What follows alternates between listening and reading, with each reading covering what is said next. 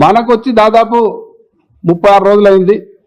గతంలో మా ప్రభుత్వం ఉన్నప్పుడు నీళ్ళు వచ్చి టచ్ అవుతుంటేనే మోటార్లు ఆన్ చేసి చెరువులు కుంటాలు నింపుకుంటూ రైతులకు అందించే పరిస్థితి గతంలో ఉండేది. మరి ఈరోజు రైతులు అదే 36 రోజుల కింద నెల ముందే గేట్లు ఓపెన్ చేసి ఉంటే మా కల్వకుర్తి లిఫ్ట్ ఇరిగేషన్ కింద ఉన్న రైతులందరూ ఇప్పటికే వరి పొలాలు వేసుకొని నాట్లు కూడా కంప్లీట్ అవుతుండే. ఒక నెల రైతులకు కలిసి వస్తుండే. మరి మీకు తెలివి లేదు, మీరు నీళ్ళు వదులుతలేరు అని హరీష్ రావు గారు చెప్పడం జరిగింది. దాన్ని ఆహ్వానించడం పోయి మరి కామెంట్ చేయడం అనేది దురదృష్టకరం.